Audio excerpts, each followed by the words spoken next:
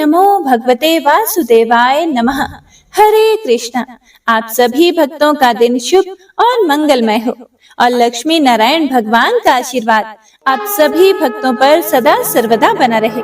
तो आइए सुनते हैं उत्पन्ना एकादशी की बड़ी ही दुर्लभ और पौराणिक कथाएं। जय श्री गणेश। ओम नमो नारायणाय। एक समय भगवान श्री कृष्ण और उनके प्रिय सखा अर्जुन के बीच अत्यंत रोचक विषयों पर गूढ़ चर्चा हो रही थी। तभी अर्जुन ने भगवान श्री कृष्ण से पूछा, हे केशव, हे जनार्दन, हे समस्त जीवात्माओं के संरक्षक, आप कहते हैं कि लाख गौदान करने का फल और सहस्त्रों यज्ञ करने से जो फल प्राप्त होता है, उसकी तुलना भी एक एकादशी व्रत के पालन से मिलने वाले फल से नहीं की जा सकती। हे भगवान, तो कृपया आप मुझे यह बताएं कि यह एकादशी तिथि सबसे उत्तम और इतनी विशेष क्यों है? किस प्रकार इतनी मंगलमय बनी? तब भगवान श्री कृष्ण ने अर्जुन से कहा, हे कुंती पुत्र, हे पार्थ, जो भी मनुष्य जीवन पर्यंत एकादशी को उपवास करता है, वह मरणोपरांत वैकुंठ जाता है। एकादशी के समान पाप नाशक व्रत दूसरा कोई नहीं है। एकादशी महात्म्य को सुनने मात्र से सहस्त्र गौदानों का पुण्य फल प्राप्त होता है।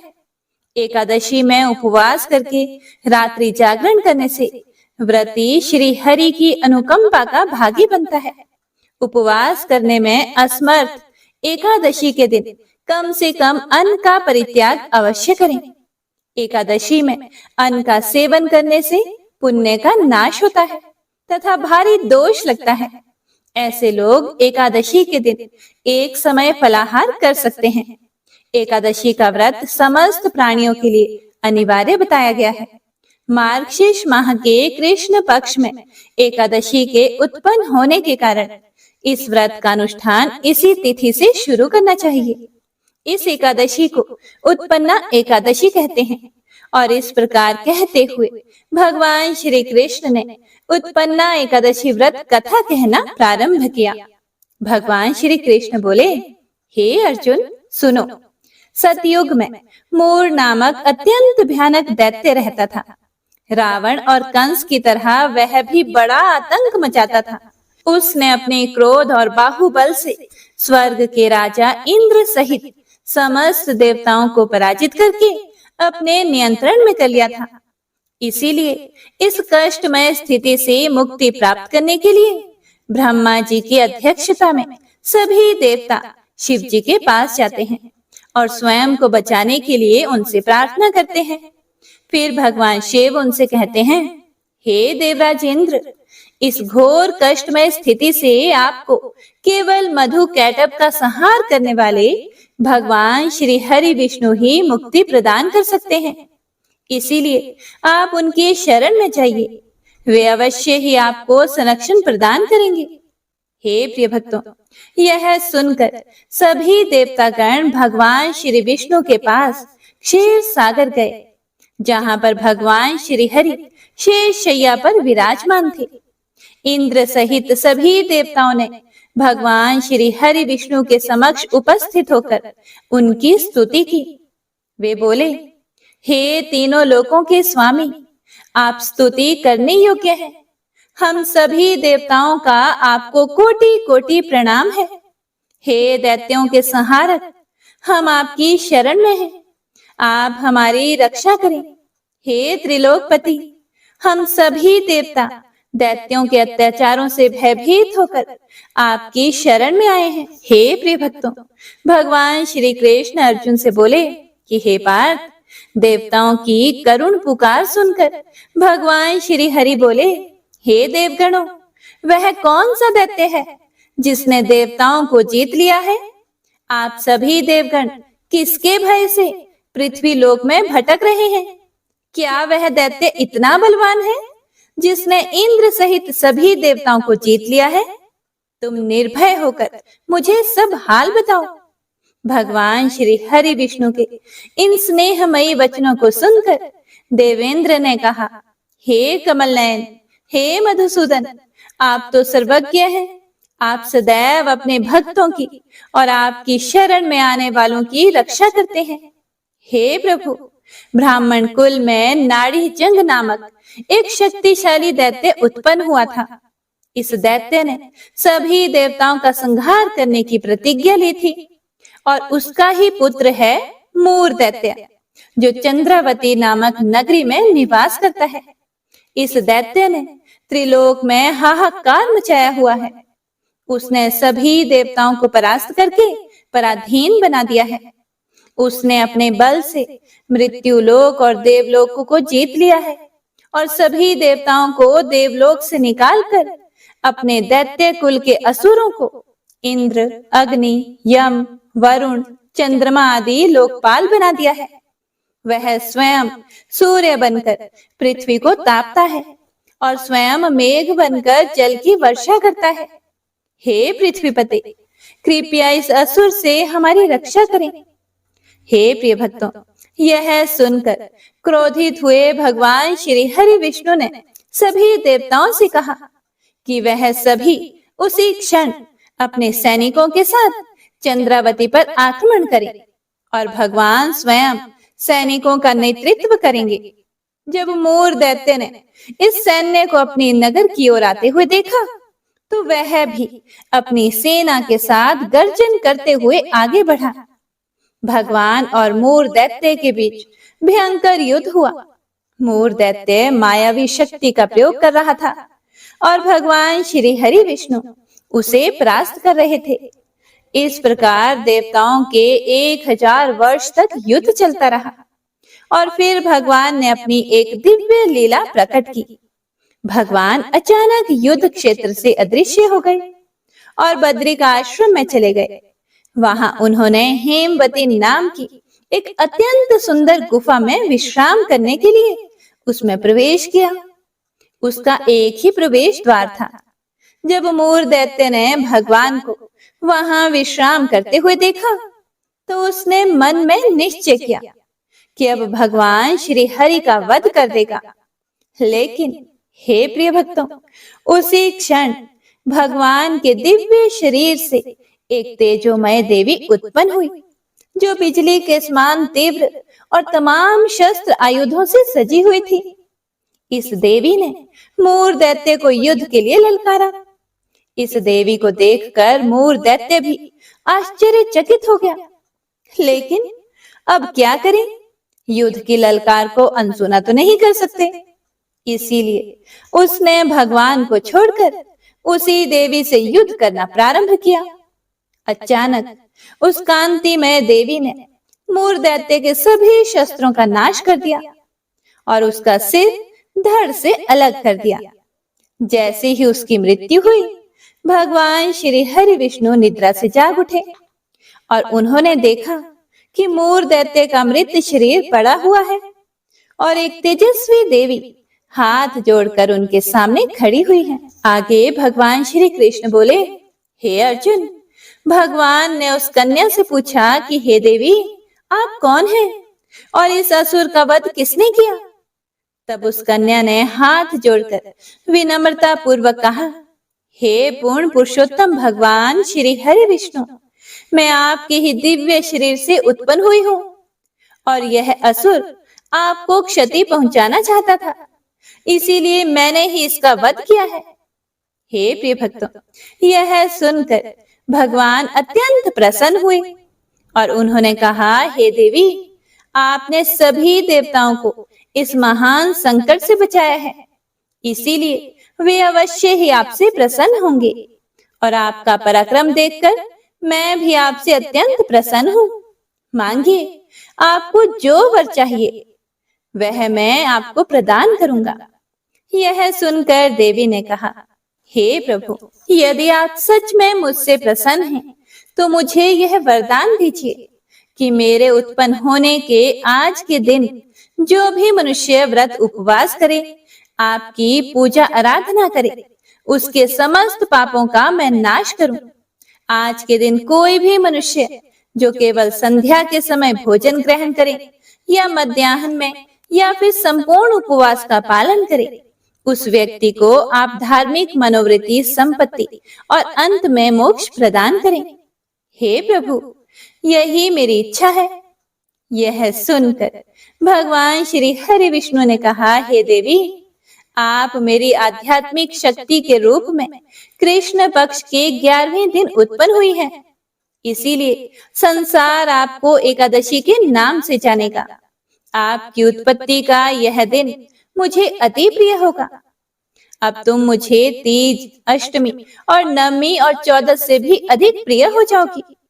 तुम्हारे व्रत का फल समस्त तीर्थों के फल से भी अधिक होगा। यह मेरा अकाट्य कथन है। ऐसा कहकर भगवान श्री हरि विष्णु वहीं अंतर ध्यान हो गए। श्री कृष्ण बोले, हे अर्जुन, एकादशी व्रत का फल सभी व्रतों तथा सभी तीर्थों के फल से अधिक है। मैं एकादशी व्रत करने वाले मनुष्यों के शत्रुओं का नाश करता हूँ तथा व्रत करने वाले को मोक्ष प्रदान करता हूँ। उन मनुष्यों पर जीवन में जो भी संकट आते हैं, मैं उनका भी नाश कर देता हूँ। अर्थात जो मनुष्य मुझे अत्यंत प्रिय एकादशी का व्रत करता है, वह सब ओर से निर्भय तथा सुखी हो जाता है तथा अंत में मोक्ष को प्राप्त करता है। हे कुंती पुत्र, यह मैंने तुम्हें एकादशी की उत्पत्ति के विषय में बताया है। एकादशी व्रत सभी पापों का नाश करने वाला तथा सिद्धि प्रदान करने वाला है। श्रेष्ठ पुरुषों को दोनों पक्षों की एकादशियों को समान समझना चाहिए। उनमें भेदभाव करना उचित नहीं है। जो भी मनुष्य एकादशी महात्म्य को सुनेगा या पढ़ेगा, उसे अश्वमेध यज्ञ के समान फल की प्राप्ति होगी। यह मेरा अकाट्य वचन है। आगे भगवान श्री कृष्ण कहते हैं, हे कुंती पुत्र, जो भक्त एकादशी के व्रत का पालन करना चाहते हैं, वह उत्पन्ना एकादशी से यह व्रत प्रारंभ कर सकते हैं। इस एकादशी का व्रत करने से हजारों यज्ञों से भी अधिक फल प्राप्त होता है। तो एक बार सभी प्रेम से बोलिए, लक्ष्मी नारायण भगवान की जय। बोलिए, एकादशी माता की जय। हे प्रिय भक्तों, आइए अब मनोकामनाओं की पूर्ति करने वाली बड़ी ही सुंदर कथा को सुनते हैं। इस कथा को पूरा अवश्य सुनिएगा। किसी गांव में रमा नाम की एक स्त्री रहती थी। उसकी शादी को 5-6 साल हो गए थे, लेकिन अभी तक उसके कोई संतान नहीं थी। इस वजह से वह थोड़ा सा दुखी रहती थी। एक बार श्री राधा अष्टमी का उत्सव आया और गांव की कुछ औरतें बरसाना जा रही थी। औरतों ने रमा से कहा कि तुम भी बरसाना चलो। राधा रानी तो बड़ी दयालु हैं, वह अवश्य ही तुम्हारी गोद भी भरेंगी। वह स्त्री कई दिनों से घर से बाहर नहीं निकली थी। मतलब कि रमा आज तक कभी भी 7-8 दिन अपने घर से बाहर नहीं रही थी। इसीलिए उसके पति और सास ने भी उसे जाने की आज्ञा दे दी। बस उसने मन में ठान लिया कि राधा रानी मेरी गोद जरूर भरेंगी। जिस दिन उसे जाना था, उसी दिन उसके पैर में चोट लग गई। चला भी नहीं जा रहा था, फिर भी वह स्त्रियों के संग यात्रा पर चल पड़ी। सारे रास्ते ट्रेन में राधा कृष्ण का जाप कीर्तन करते हुए गए। इस प्रकार सभी स्त्रियों के साथ वह बरसाना पहुंच गई और सभी नहा धोकर राधा जी के मंदिर में जाने के लिए तैयार हो गए। हे प्रिय भक्तों, राधा जी के महल में जब जाते हैं तो ऊपर बहुत सी सीढ़ियां चढ़नी पड़ती है। वह जैसे ही सीढ़ियां चढ़ने लगी, तब वह स्त्रियों को बोली कि तुम लोग आगे आगे चलो, मैं थोड़ा धीरे धीरे सीढ़ियों से आ रही हूँ। मेरे पैर में चोट लगने की वजह से मुझसे चला नहीं जा रहा। 2-4 सीढ़ियां चढ़ने के बाद उसका पैर मुड़ गया और वह नीचे गिरने लगी। हे प्रिय भक्तों, तभी एक 7-8 साल की कन्या ने उसका हाथ पकड़ लिया। रमा बोली, हे बेटी, आज अगर तुम ना होती तो मैं नीचे गिर जाती। वह कन्या बोली, मैया, मैं तुम्हें ऐसे कैसे गिर जाने देती? फिर रमा ने पूछा, बेटी तुम्हारा क्या नाम है? वह बोली, लाडो नाम है मेरा, यहीं पास में रहती हूँ। वे दोनों सीढ़ियों पर बैठ गए। लाडो कहने लगी, मैया, मेरे लिए क्या लाई हो? रमा ने सोचा, ना कोई जान पहचान और लाडो ऐसी बात कर रही है। फिर रमा ने कहा कि लाडो, मैं कल तुम्हारे लिए कुछ ना कुछ अवश्य लेकर आऊंगी, तुम्हें क्या पसंद है? तब लाडो बोली कि मुझे नथनी, गले का हार, कान के कुंडल, चूड़ियां, मेहंदी, घाघरा चोली, यह सब चीजें पसंद है, कुछ भी ले आना। इतना कहकर वह बालिका वहां से भाग गई। जैसे तैसे रमा भी मंदिर में दर्शन करके लौट आई। फिर रमा आकर उस बालिका के बारे में सोचने लगी और फिर रमा ने बाजार से उसके लिए गले का हार और चूड़ियां खरीदी। अगले दिन वहीं जहां वह मिले थे, वह लाडो उसका इंतजार करते हुए मिली। फिर लाडो रमा को उसी जगह मिली। फिर चूड़ियां और गले का हार जैसे उसे दिया, वह बोली कि बस इतनी सी ही, और चीजें नहीं लाई, और वह मुंह फुलाकर बैठ गई। तब रमा बोली, अभी मैं 8 दिन के लिए यहीं पर हूँ, रोज तुम्हारे लिए कुछ ना कुछ लाया करूंगी। यह सुनकर लाडो उसकी गोदी में बैठ गई और गले से लग गई। रमा तो रोने लगी, उसे जैसे एक संतान मिल गई। खूब प्यार से उसके सिर पर हाथ फेरा। ऐसे ही वह फिर चली गई। रमा ने मंदिर से आकर घाघरा और चोली उसके लिए बनवाए। ऐसे ही रोज कुछ ना कुछ वह उसे देती रहती। एक दिन रमा कहती है कि अब यह सारी चीजें मुझे पहनकर भी तो दिखाओ, कैसी लगती है? लाडो बोली, कल राधा अष्टमी है, कल पहनूंगी। इस बार लाडो के साथ एक लड़का भी था। उसे देखकर रमा ने कहा कि आज पता नहीं क्यों मेरे मन में क्या आया, मैंने एक धोती और मुकुट मोर वाला लिया है, क्या मैं इसे दे दूं? लाडो बोली, यह कनुआ है, मेरे साथ ही रहता है, हाँ तुम इसे दे दो। ऐसा कहकर वे दोनों सामान लेकर चले गए। हे प्रिय भक्तों, अगले दिन राधा अष्टमी थी। जब रमा सीढ़ियों पर आई, वहां उसे आज कोई भी नहीं मिला, ना वो लाडो और ना ही वह लड़का। बहुत इंतजार के बाद जब रमा मंदिर में पहुंची तो वहां बहुत भीड़ थी। कीर्तन और नृत्य भी हो रहा था। फिर भी किसी तरह भीड़ को चीरती हुई वह आगे पहुंची और वहां देखकर राधा जी को जब देखा और ठाकुर जी को देखा, रमा ने जो जो चीजें लाडो को दी, वही सारा सामान सब जो वह लाई थी, वह राधा रानी और कृष्ण भगवान ने धारण किया हुआ था। वह पत्थर सी हो गई, आंखों से आंसू बहने लगे। बात समझते उसे देर न लगी कि वह लाडो राधा जी और कनुआ कृष्ण जी हैं। स्वयं जगत के पालनहार उसके पास आते थे। राधा जी उसकी गोदी में बैठती थी और उसे मात्र सुख प्रदान करती थी। वह तो जैसे बावरी हो गई, दिन रात लाडो लाडो कहती रहती, पुकारती रहती। वह स्त्रियों से बोली कि तुम लोग घर जाओ, मैं नहीं जाऊंगी। उसकी सास और पति भी उसे लेने आए, पर वह साथ नहीं गई। अब तो प्रतिदिन वह सीढ़ियों पर बैठे बैठे आंसुओं से सीढ़ियां धोती, पलकों से बुहारती। ऐसा करते करते उसे 30 वर्ष हो गए। एक दिन एक बालिका उसका हाथ पकड़कर ऊपर अट्टालिका में ले गई।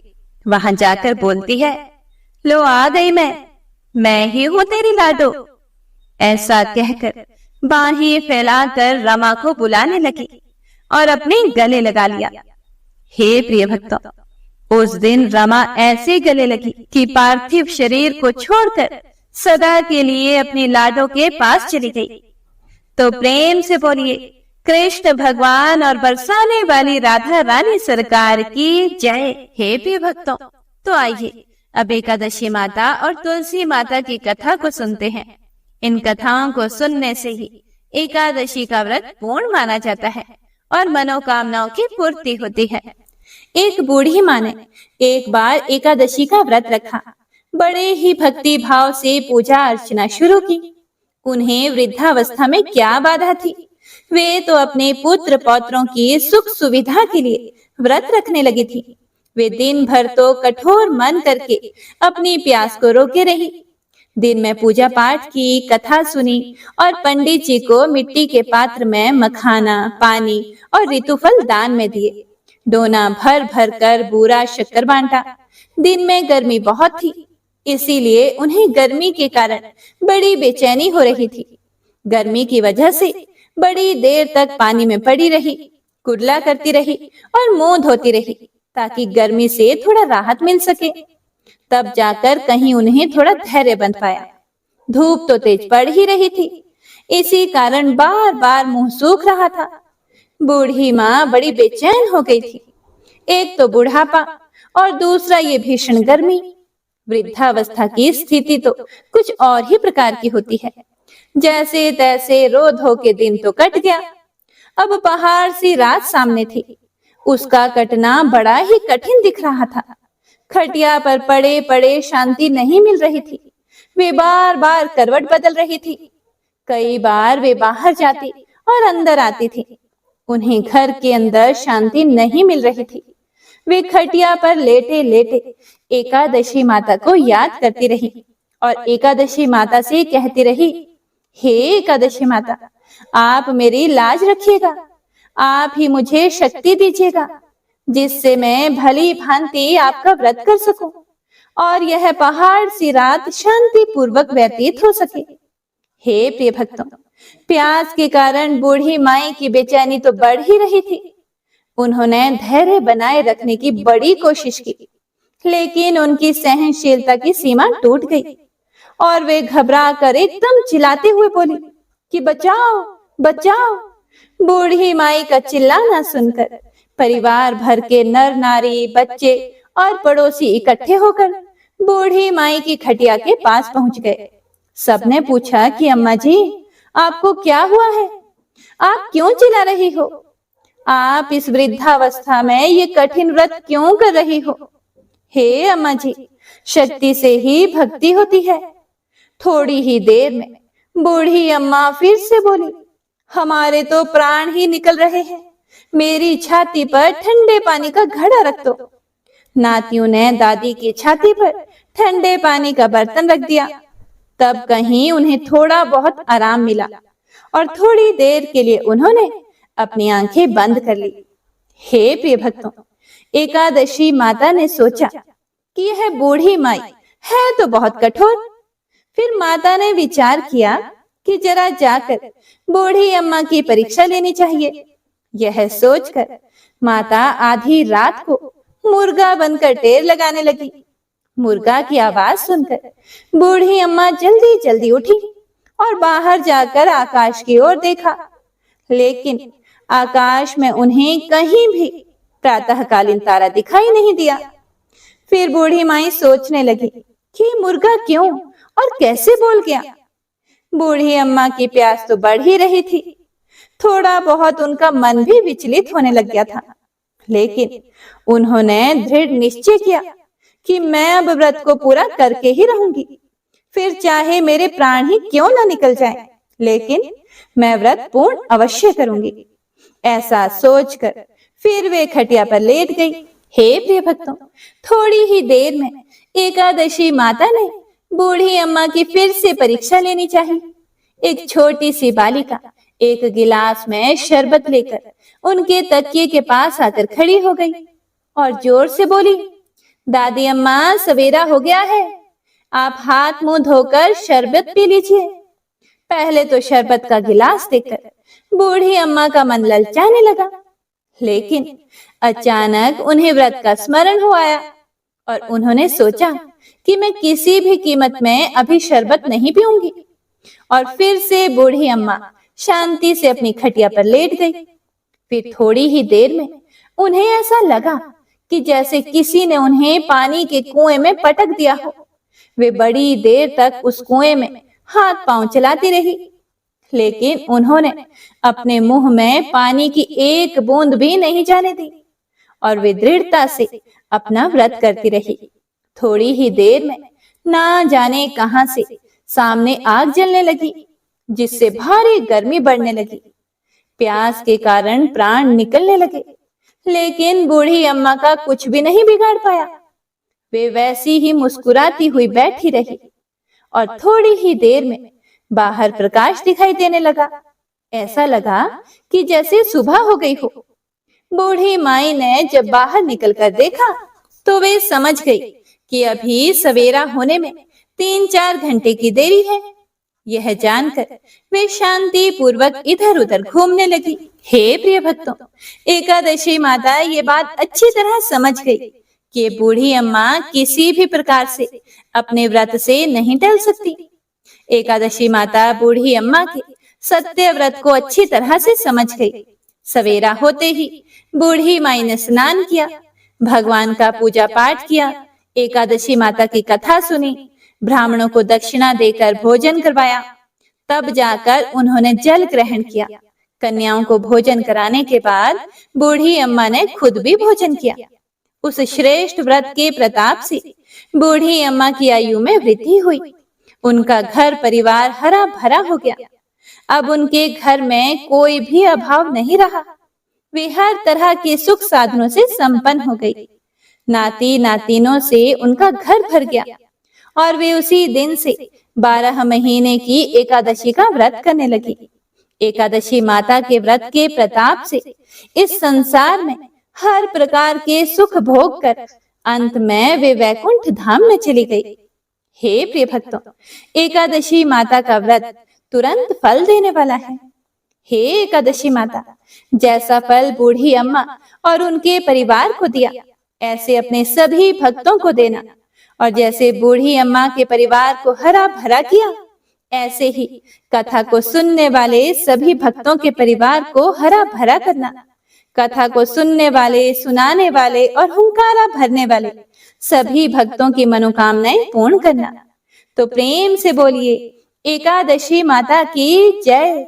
बोलिए श्री लक्ष्मी नारायण भगवान की जय। हे प्रिय भक्तों, अब आइए सुनते हैं भगवान श्री गणेश की कथा। उसके बाद तुलसी माता की कथा को सुनेंगे। एक बार की बात है, भगवान भोलेनाथ और माता पार्वती दोनों कार्तिकेय जी और गणेश जी के विवाह की चर्चा कर रहे थे। तभी वहां पर गणपति जी आ गए और माता पिता को प्रणाम करके खड़े हो गए। तब माता कहती हैं कि आओ पुत्र, हम तुम्हारी बात कर रहे थे। तब गणेश जी बोले कि वो क्या बात है माता? माता बोली, हम तुम्हारे विवाह की बात कर रहे हैं। तब गणेश जी ने कहा कि हे माँ, हे पिताजी, मैं विवाह नहीं करूंगा, इसीलिए आप मेरे लिए परेशान ना हो। हे पिताश्री, मैं इस विवाह के बंधन में नहीं बंधना चाहता। यह कहकर गणेश जी तप के लिए एक जंगल में चले जाते हैं और तप करने लगते हैं। तभी वहां पर एक राजकुमारी आती है और गणपति जी का एक अजीब सा रूप देखकर उन पर मोहित हो जाती है और उनकी तपस्या भंग करने लगती है। जब गणेश जी की तपस्या भंग हो जाती है, तब भगवान श्री गणेश उस स्त्री से कहते हैं, हे देवी, तुम कौन हो और मेरी तपस्या क्यों भंग कर रही हो? फिर उस देवी ने कहा कि हे प्रभु, मैं तुलसी हूँ और वर की तलाश में निकली हूँ, इसीलिए आप मुझे अपने लिए योग्य वर लगे, इसीलिए मैं आपकी तपस्या भंग कर रही थी। तब गणेश जी बोले कि हे देवी, मैं तुमसे विवाह नहीं कर सकता, क्योंकि मैंने विवाह ना करने की ठानी है और मैं अपने माता पिता की सेवा करना चाहता हूँ। बस मैं विवाह के चक्कर में नहीं पड़ना चाहता, इसीलिए आप अपने लिए कोई और वर देख लीजिए। फिर राजकुमारी तुलसी को क्रोध आ जाता है और वह गणेश जी को श्राप देती हैं और कहती हैं कि तुमने मेरा अपमान किया है, इसीलिए आगे जाकर तुम 2 स्त्रियों के पति बनोगे। और भी ज्यादा अपमानित शब्द कहने लगी। तब गणेश जी को क्रोध आ जाता है और गणेश जी बोले, मैं विघ्नहर्ता गणेश तुम्हें श्राप देता हूँ कि तुम कल की युग में एक वृक्ष का रूप लोगी और असुर से तुम्हारा विवाह होगा। यह श्राप सुनते ही वह गणेश जी से माफी मांगती है और रोने लगती है। तब गणेश जी उनको रोता देखकर उन्हें क्षमा कर देते हैं और तुलसी जी को यह वरदान देते हैं कि तुम कलयुग में पूजी जाओगी और श्री विष्णु की पूजा तुम्हारे बिना पूरी नहीं होगी, और मेरी पूजा से तुम दूर रहोगी, और घर घर तुम्हारी पूजा होगी। तुम सब वृक्षों में प्रथम होगी और श्रेष्ठ होगी। इस तरह से गणेश जी माता तुलसी को वरदान देकर वहां से चले जाते हैं। और कुछ समय के बाद गणेश जी को विवाह का मन करने लगा, और वह विवाह करना चाहते थे, पर कोई भी देवता गणेश जी का अजीब सा रूप देखकर अपनी पुत्री देना नहीं चाहते थे। जब किसी देवता का विवाह होता तो गणेश जी को बड़ा ही क्रोध आता। एक दिन गणेश जी और मूषक ने मिलकर एक योजना बनाई और कहा कि जब मेरा विवाह नहीं होता तो मैं भी किसी का विवाह नहीं करने दूंगा। अब क्या था, जब किसी देवता का विवाह होता तो मूषक वहां जाकर सब कुछ उथल पुथल कर देते। सभी देवता यह सब देखकर बड़े परेशान हो गए और सब ने मिलकर ब्रह्मा जी के पास जाने का निर्णय किया। ब्रह्मा जी ने कहा कि ठीक है, मैं कुछ करता हूँ। और उन्होंने दो कन्या को बुलाया, एक रिद्धि और दूसरी सिद्धि, और कहा कि तुम दोनों गणेश जी के पास मेरे साथ चलो और जो मैं तुम्हें कहूँ वही काम करना। और वह तीनों गणेश जी के पास चले गए।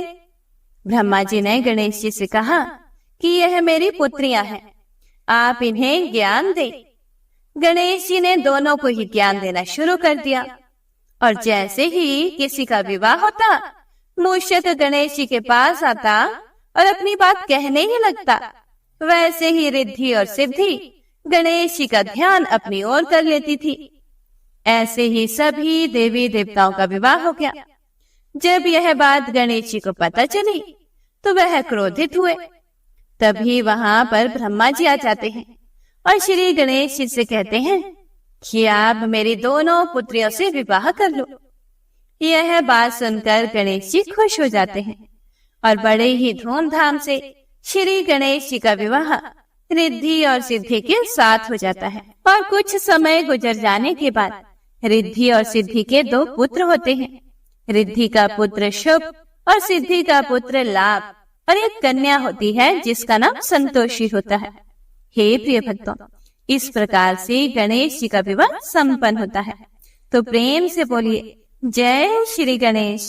हे गणेश देवता, सबकी मनोकामनाएं पूर्ण करना।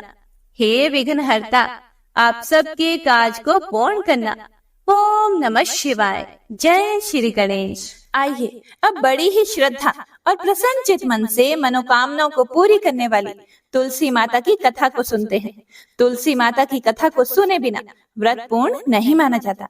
तो प्रेम से बोलिए तुलसी शालिग्राम की जय। एक बार एक गांव में एक बुजुर्ग महिला रहा करती थी। वह प्रतिदिन पूजा पाठ किया करती थी। वह रोज तुलसी माँ की पूजा करती थी। और वह बुजुर्ग महिला रोज तुलसी माता से कहती, हे तुलसी माँ, तुम मुझे बहू दे, पीताम्बर की धोती दे, मीठा मीठा घास दे, वैकुंठ में वास दे, चटक की चाल दे, पटक की मौत दे, चंदन का काट दे, रानी का काज दे, दाल भात का भोजन दे, 11 की मौत दे, और कृष्ण जी का कंधा दे। वह बुजुर्ग महिला हर महीने में तुलसी माता की रोज पूजा करती थी और उनके बिरले को रोज सींचती। तुलसी माता बुजुर्ग महिला की बात सुनकर धीरे धीरे सूखने लगी। तभी भगवान श्री कृष्ण जी ने देखा कि तुलसी माता सूख रही है। और तभी एक दिन भगवान श्री कृष्ण तुलसी माता जी के पास प्रकट हुए और भगवान श्री कृष्ण जी ने तुलसी माता से पूछा, तुम क्यों सूख रही हो? सभी महिलाएं तुम्हारी पूजा करती हैं और तुमको रोज सींचती हैं, लेकिन फिर भी तुम सूखती जा रही हो। इसका कारण क्या है?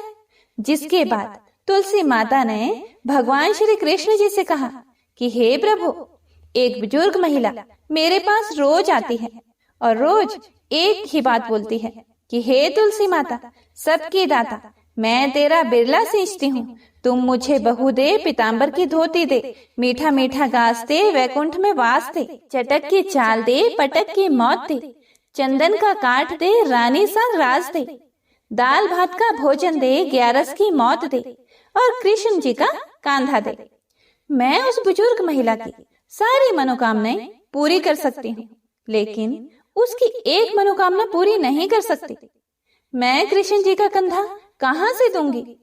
भगवान श्री कृष्ण जी तुलसी माता की यह बात सुनकर जोर जोर से हंसने लगे और फिर भगवान श्री कृष्ण जी ने तुलसी माता जी से कहा कि तुम चिंता मत करो।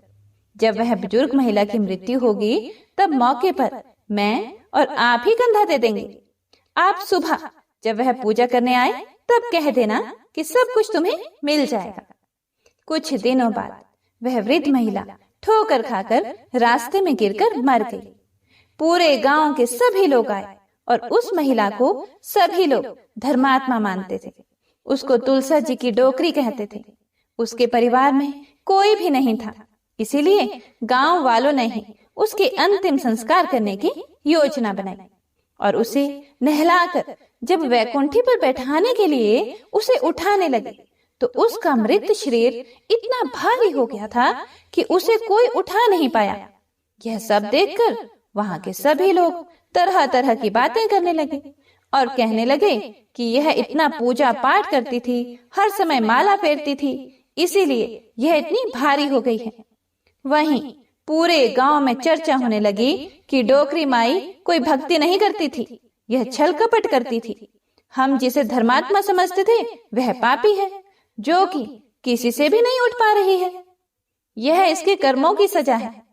इधर भगवान ने सोचा कि मेरे भक्तों की निंदा हो रही है, इसीलिए भगवान ने बूढ़े ब्राह्मण का भेष धारण करके वहां पर आए और वहां पर जितने भी लोग इकट्ठे हुए थे उनसे पूछने लगे कि यहाँ पर इतनी भीड़ क्यों लगी है, जिससे लोग कहने लगे कि यह डोकरी माई मर गई है और पाप इतना था कि जिससे यह उठ ही नहीं पा रही है। सब उठा उठा कर थक गए। तब ब्राह्मण जी ने कहा कि मुझे एक बार डोकरी के कानों में कहने दो, फिर वह देखो कैसे उठती है। तो सभी लोगों ने कहा कि आप भी प्रयास करके देख लीजिए। तब भगवान ने उस वृद्ध महिला के कानों में कहा कि हे डोकरी माई, देखो मैं आ गया।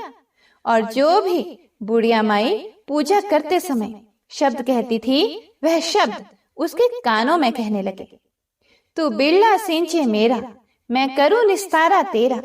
डोकरी माई बहू ले, बेटी ले, पोता ले, लड्डू ले, पीताम्बर की धोती ले, गहना ले, घी का घड़ा ले, मीठा मीठा खीर और पूड़ी ले, दाल भात का भोजन ले, धन दौलत ले, बेटा पोता को काम ले, तुलसी का पत्ता ले, मुंह में गंगा जल ले, 11 को दिन ले, श्री कृष्ण जी का कंधा ले।